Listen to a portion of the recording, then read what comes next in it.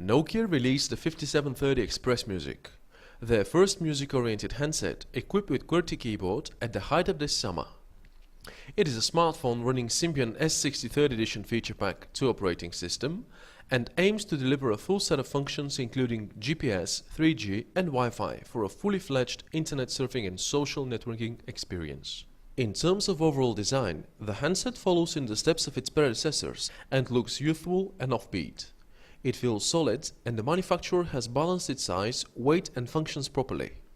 The 2.4-inch display with native resolution of 240 by 320 pixels supports 16 million colors and delivers saturated, vivid colors.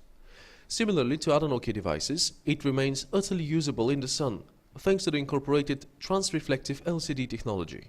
The N-gauge buttons that are somewhat hard to press are located above the screen, along with the light sensitivity sensor, earpiece and video call camera. The navigational buttons are handy and the audio controls, typical of all XpressMusic handsets, are easy to press. The numeric keypad comes in the same overall designation style as the 5630. As a whole, the practical implementation of the keypad leaves a lot of room for improvement, since it's a far cry from being handy to use. The buttons on the QWERTY keyboard come in pretty much the same styling as well, and are quite spectacular to look at, especially in the dark. You might think they're a bit odd at first, but you will get used to them quite quickly. Just like with the Nokia E75, the keys are large enough and aligned in 4 rows.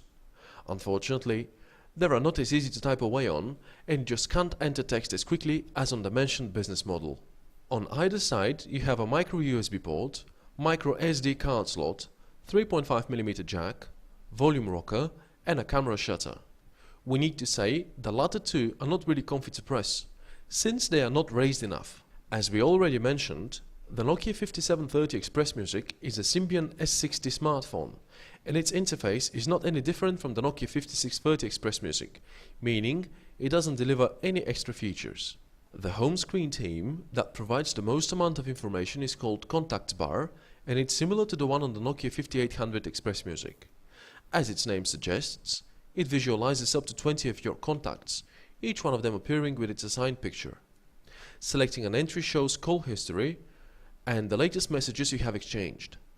The same function is used to follow RSS broadcasts.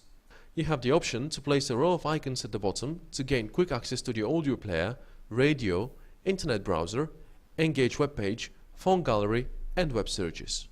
As we told you, typing messages is by no means a speedy process.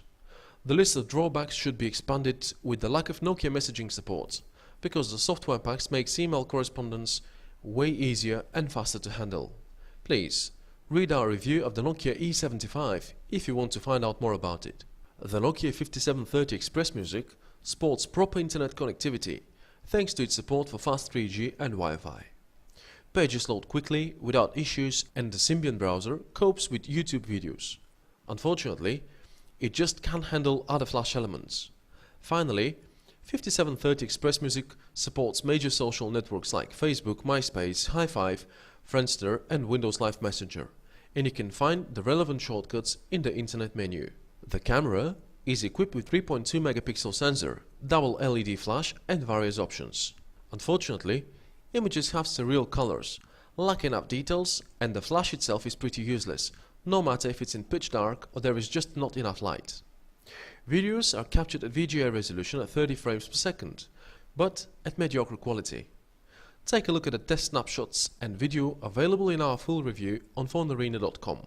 The audio player is okay and features equalizer and playback settings, but the loudspeaker is not powerful enough, plus it produces an overly sharp sound. We cannot say the boxed handset would impress you with audio quality either, because sound just lacks pronounced bass and trebles. The situation doesn't change much even if you plug in headphones of better quality. We expected much more of the 5730 in terms of audio. After all, this is one of its key aspects. We are far from impressed at the in-call quality as well. Voices sound overly sharp and sometimes get even unintelligible on both ends of the line.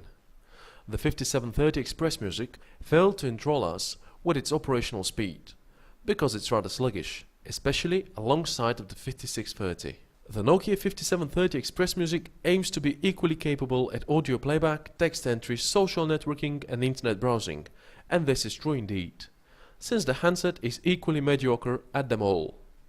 Keeping in mind its performance, we cannot recommend it, because we believe its price tag is unjustified. If you need decent alternatives, consider the Nokia E63 and faster and slimmer 5630 or the Sony Ericsson W715.